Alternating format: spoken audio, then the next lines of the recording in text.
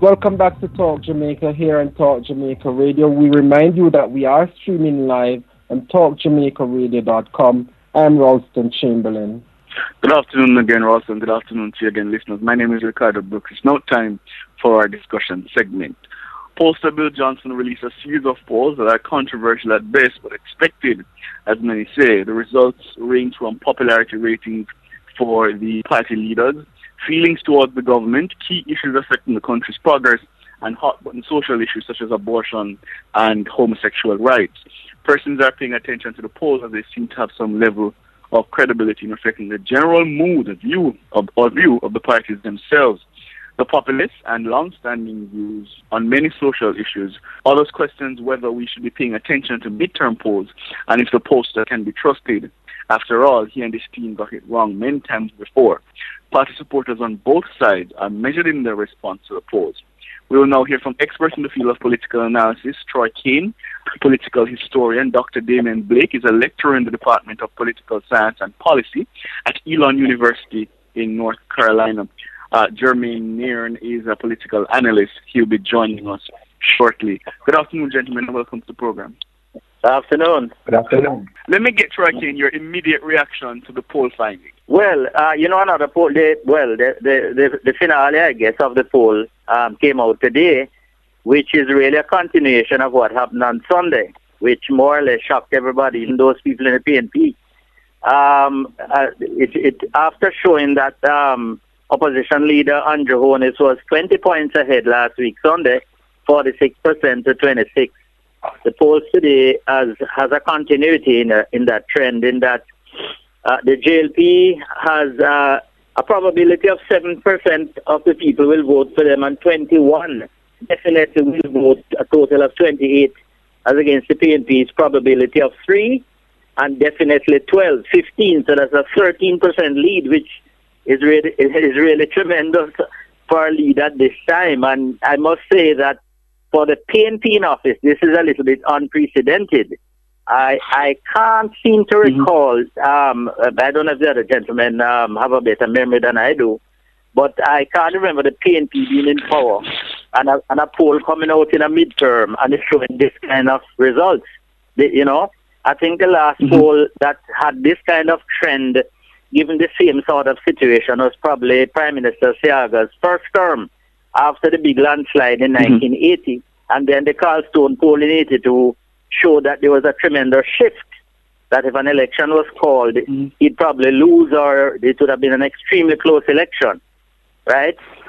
So this poll is rather exciting for everyone because it is showing a lot of things that we don't normally see in a midterm poll, and especially, as I said, when the PNP is in office.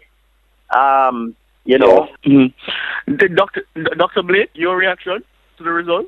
Troy Caine, we will defer to your historical knowledge on these matters. You are the man with the repertoire of knowledge right there. But for sure, it is troubling for the People's National Party. Generally, when you look across in Latin America and Caribbean politics, when you have economic reform programs such as what we have in Jamaica right now, dealing with the IMF, they oftentimes come with political costs, right? And it behoves the political leader of government and its administration to do a balancing act. How do you balance your economic reform program whilst at the same time maintaining your favorability, maintaining your standing on the ground at the local level with your electorate? It's a very, very, very, very, very tricky wicket to play on. And the PNP have been found wanting in this regard. Now, they have responded, and they have responded well in saying that the IMF deal has come with these great political costs, which is true. There are, however, other things within the People's National Party that they must pay some serious attention to. The numbers, whilst you have the margins of error, and yes, we know that Bill Johnson has gotten it wrong before, the numbers are still telling. It is a call for concern, particularly for the PNP, who is now the incumbent party. It does not look good. Right. Jermaine Nairne, the opposition leader, says that he's not surprised because he would have heard from the people and he would have known that the JLP's message is resonating. Do you think it's because the JLP has been good at communication, or that the People's National Party is really taking a battering from the IMF agreement? Dr. Blake? Not hearing. I throw the question to you. The opposition leader talking about, or reacting to the poll rather, said that he believes that it's because his party has been very good, at reaching out to the people. But my own perception tells me that it possibly is because of the stringent requirements of the IMF deal. How do you see that matter? Well, as I opened out by saying that, these IMF deals and economic reform programs come with political costs. And so, perhaps we should give some credit to the opposition party that they are perhaps doing some work on the ground. I mean, politics is local, all the time, particularly in the Westminster system. You have to be working in your constituencies. And so whilst the government might be busy trying to push forward their economic reform programs and, what that means and the symbolisms with that, and how Jamaicans feel when they go to the grocery stores to purchase their wares, to purchase food, and they realize, that the inflation rate is really boring a hole in their pockets. Perhaps the Jamaica Labour Party is doing some groundwork within local constituencies. So some credit ought to be given to them for doing something right. But I think the onus is really on the People's National Party in how they are balancing this act. It is a very delicate act to balance, and it is not easy. And if you look at precedents across Latin America and in the Americas generally, in a midterm, incumbent parties usually have a dip in the polls. The same is true right now in North America. President Barack Obama and the Democrats are facing the gauntlet. They may very well lose the Senate here in the U.S. Again, midterm elections, they are telling. But the numbers for the People's National Party, that is the concern. And the growing gap between the parties and the swelling numbers of the undecided, again, is also a cause for concern. Well, Jermaine, what does the PNP need to do to improve its standings? Yes, good evening again. Thanks. As far as I'm concerned, this is an opportunity for the People's National Party to reconnect the people. I mean, when you think about Mrs. Simpson Miller, for example, being the people person that she is, Mrs. Simpson Miller is one of the most credible personalities right now in the government to come to the people and say, look, it is hard, but we need to do this. And yes, she's been saying that, but I don't think she's been connecting with the average person. For some reason, she seems to have moved away from her, let's call it that, to a more diplomatic style that seems to be creating a disconnect with her. More like a prime minister rather than Mama P. Isn't that what it is? Because that is her connection. That the irony of it all. Yes, that is the magnetism for the people. That is her magnetism. And the problems a lot of Jamaica is having with Portia at this point in time is that she's not a hands-on leader. So much the way she used to be when she was a member of the cabinet, just a member of the cabinet when under Patterson or under Manley or whoever. The fact is that she has more or less diverted herself from the people. I mean, even with the chikungunya problem that we have had lately, it took both herself and her minister so long to respond. They responded roughly 5 weeks later than they ought to have. And then when she did, instead of doing a national thing, she went to her constituency, which is what everybody's talking about, as if it's only in Southwest St. Andrew there are mosquitoes. So you see, these are the little things that people look through, and this is why Portia is losing the popularity that she had going into the election in 2011.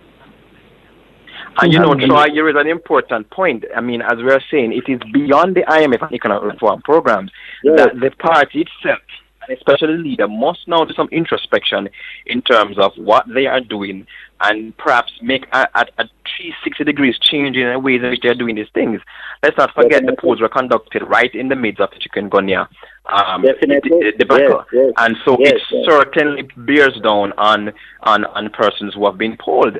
And, people will remember these things. 2016 is around the corner. And if it, I think it's too late now to handle the chikungunya thing, frankly.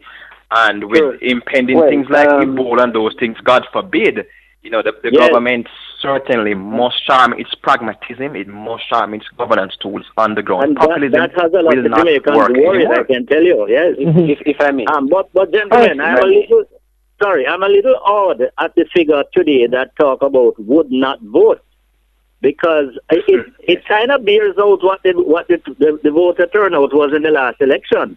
The last turnout was 53.1%, so it would really look like there's a 40% of people that would not generally vote. But this is roughly about 10% higher than the norm. It's roughly about 30%, 35% of the population don't vote. This is extremely high at this point. I mean, I know these figures come down closer to election, but I thought that the undecided today were a little bit low, because at this point you would generally see undecided at 20% and a little above, right? So I thought that the figures today were very instructive, really. There are two things. There are two things I want to say. One, I would agree with both Damion and Troy about the figures being alarming, but not to the extent that the polls would lead us to believe. I mean, if we look back, and Damion did admit that Johnson has gotten this wrong before, not just in Jamaica, but in St. Lucia, for example, where he had predicted Dr. Kenny Anthony getting 14 of the 17 seats, and then Sir John Compton ending up getting 11 of those 17 seats. Now, when we look at the favorability ratings for both Mr. Holness and Mrs. Simpson Miller in 2011, Mr. Holness's figure back then really wasn't far from what it is now. In fact, one would have to admit that Mr. Holness's favorability rating has remained somewhat static, as opposed to Mr. Simpson he has only increased by about 4%. But then again, let us look at what the results were in 2011, when the PNP, being the masterminds of mobilizing people, really got their base mobilized. I think this is an indication of the PNP losing out on some of its base. And at the same time, the JLP really isn't gaining that much in terms of people coming on its side to vote. So Mr. Holness and his team really can't get complacent in all of this. There has to be an injection of energy in the Jamaica Labour Party if it is that they hope to form the next government. When we look at the team of Holness and Shaw is certainly one that injects some energy. Mr. Holness is seen as diplomatic, and to some extent people say that he's unable to connect with the average man, right? While Mr. Shaw is seen as one with the political theatrics, a very vital, or should I say central part of our political culture. So together, right, they have to come to the people and say, look, we can do this. Now, one of the things that the JLP has been unable to do is to keep its dirty laundry in-house. Now, the PNP has been known to keep their dirty laundry under the wraps, and in public, they appear very united. One of the things that continues to drag the JLP down is the fact that they always seem in a state of disunity. Right. And then this has continued, I'm afraid, since the contest last November, right? To an extent where some people feel that there are people in there who have been marginalized who supported Audley Shaw in the contest. And it is noticeable that most of these are some of the younger members. Yeah. Let me ask you, Troy Caine. Historically, has the JLP been able to capitalize on its surges in the polls or squandered them? And it's early. I don't think traditionally the JLP is not known, is not famous for having early leads in any poll at all. I mean that is very few and far between. I think the JLP have a way of coming from way behind, even with elections that they win. Even if I don't know if you guys are all old enough to remember 1980 election, but the real swing towards the Labour Party started in the middle of the year, right? I mean, it looked like the JLP was going to win an election early in 1980, but it wasn't until into the fall, from the summer into the fall, that you really realized that Michael had really lost it, you know? And the same thing, down through the years, it has mostly been like, because most of these polls, in midterm or whichever part of the term it is, it's generally being led by the PNP. It's very rare that you have this kind of lead at this point. That is why I said it's very unique. This poll is very unique. And it should be very interesting if another poll comes out to see exactly what the standing is relative to this one. A lot of people seem confident in Holness as a leader, but few would vote for the JLP. What do you think accounts for that disparity? as leader? Well, I suppose Andrew has a lot of doubts surrounding him, and I think that was part of the reason for the contest last year, that Shaw felt obliged to mount a challenge. And this thing is still, just like what existed in the PNP when there was, rivalry between PJ and Portia and so on, and there are two camps. Well, the same thing happens in the JLP. And what is amazing about this poll is that with this kind of result, it comes in the midst of when all of this is still happening in the JLP, when many people feel that the party is not quite as united as it should be, but it is pressing along. It is finding new candidates. It is announcing, new candidates for constituencies. Some of them marginal seats, right? And Honus has he has a personal hurdle to overcome as a national leader. He doesn't have the kind of charisma of a Audley Shaw. I mean, he has knowledge and he's a bright boy. He's a bright politician. But the point is that he's not Bruce Golding. Dr. Blake? Yes, I'm here. Let me ask you, are we entering a phase of one-term governments in Jamaica? Could it be possible that the electorate is not prepared to give any government more than a term?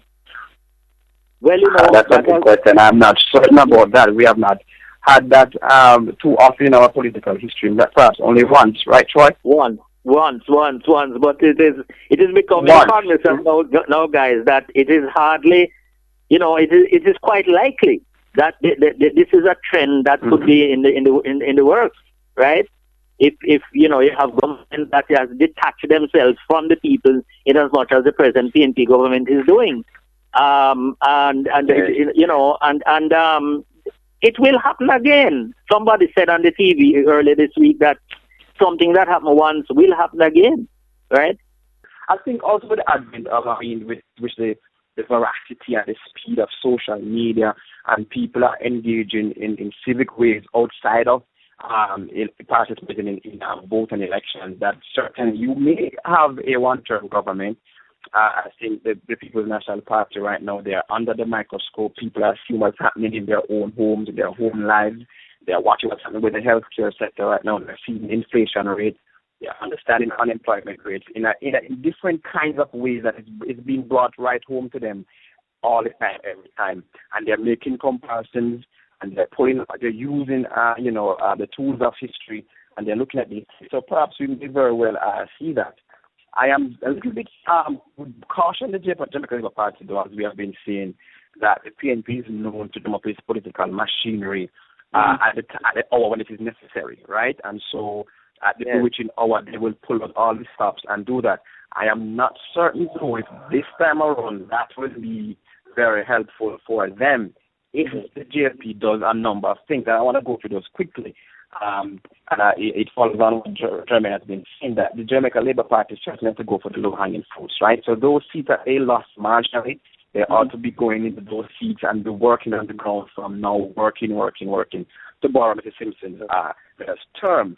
Certainly they will have to drum up their PR campaign and try to refashion, re-image their leader. The leader is seen as more pragmatic. He's seen disconnected from the people, as Jermaine said. Perhaps there should be a serious period with himself and Audley Shaw and going on the ground. So the PR campaign has to be their full swing. And also, I think the Labour Party could learn a lot from its youth arm. I think the G2K is doing very well. They have been out there on the ground. They're out there in Twitterverse. They're out there on social media. They have had a very vibrant leader who is now the caretaker, I see, going into another constituency. And I think the party can learn a lot from, ironically, the youth arm. There seems to be some disconnect between the G2K and Central Command, the Jamaica Labour Party. I guess there are some in-house kind of differences. But if they can unite with the G2K and drum up the PR on the ground, I think they would be a serious force to work on with the PNP stellar vote-getting machinery that we know that they have. Jermaine, how much of these poll findings should we blame on Portia Simpson Miller? Has she become a liability to the PNP? To say that she has become a liability would be the use of a strong word. In fact, so much actually hinges on Mrs. Simsimila herself, that she can either take the party down or move it forward. And so I think at the end of the day, she's needed to win the elections. I mean, there's no doubt that she's an asset on the one hand, but at the same time, they need to find a way to refashion her, because as Troy Caine said earlier, she has moved away from being Mama P to being the Prime Minister. And the truth is, in order to form the government, one must first win the election. And so she has to find a way to go back to being Mama P in order to win the election to remain in government. But Troy Caine, couldn't it be then that many Jamaicans are shunning that approach, Mama P? That we're no longer interested in a leader who's trying to coddle us, but we sort of want the pragmatic kind of leader that we'd see in first world countries such as Britain or the United States, for example? Yeah, well, Jamaicans always want that kind of leadership. Of course, that is the objective. But we have found to our dismay that Portia is not that kind of leader. Portia is more a people person, who a Mama P, right? She's not really. Her playing the role of the most honorable Portia Lucretia Simpson. Her image. And let me say this, guys. On television earlier this week, the GenSec, the General Secretary of the PNP, was interviewed and had revealed that they weren't quite surprised at the polls because they had done internal polls, and they have found certain things that poll found, right? But then along came Mark Wignall. Remember him in an article this week in one of his columns. While Burke was saying that they had polls done in every constituency, Wignall was, however, saying all they did was polls in 15 marginal seats, and they were trailing in every one of them. So the PNP is really is in a spot of bother, more than even we realize here just in there talking about it, right? They have a lot of work cut out for them. This is not the usual kind of task that is set by the PNP out of a poll, because generally they are mostly leading or it is close, right? But they have a lot of ground to make up here. And I don't know, and I'm not sure that 2.5 years, well, it's not even 2.5 years anymore, it's a little over 2 years, right? They have. And, exactly. One wonders now, this excitement about calling a parish council elections early in 15, if that is even on the cards right now. Because, we have a notorious reputation here for postponing parish council elections and using them as a political football. And it might very well be that it might not be very surprising that they will, put aside the PC elections and let time run off to gain ground and call the general election, which, has happened many times in the past. So the question that you posed, Ralston, to Troy Caine about people wanting a more pragmatic sort of leader, I think we have to look at the fact that we're going through a turbulent time. And the truth, the average man who is on minimum, who has to send preachers to school, really doesn't want to hear about all the matters of the IMF and it to GDP. The man wants to hear some sort of reassurance from someone who will come and say, I know what you're going through, and things are going to be better, and here is what we're going to do. All right. Starting with Troy Caine, let me get your advice to the parties about the way forward as they approach local government and the general election. Well, for the PNP, as I said, there's a lot of ground to make up. They have to intensify whatever it is they're doing and do it in typical PNP style. They have the ability, PNP is notable for their resilience, right? For the JLP, they can't, as someone said earlier, they can't sit on their laurels, right? It's a lot of work ahead because quite rightly, this poll is not showing that antagonism has increased by 11%. It's just that both him and the JLP has really got this big lead, almost you might say by default, by the fact that the PNP has suddenly become unpopular, right? It's a big road ahead. All right, Jermaine, your advice to the parties?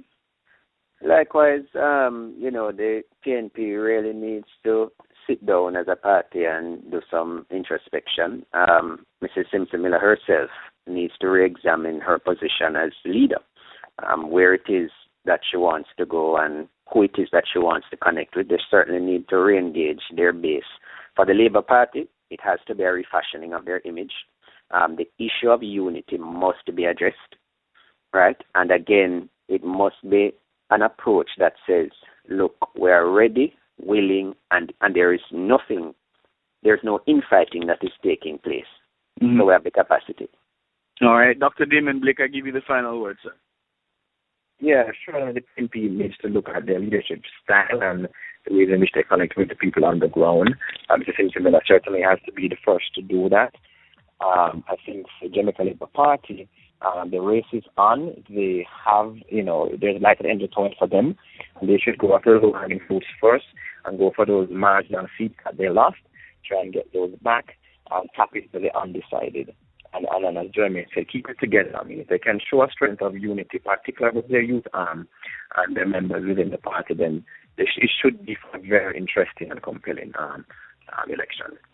Troy Caine, political historian, Dr. Damion Blake, a lecturer in the Department of Political Science and Policy at Elon University, and Jermaine Nairne, political analyst. Thank you so very much for joining us on Talk Jamaica, gentlemen. Thank you. No problem. Listeners, we're going to take a break and we return with part 2 of the discussion segment. This is Talk Jamaica. Stay with us.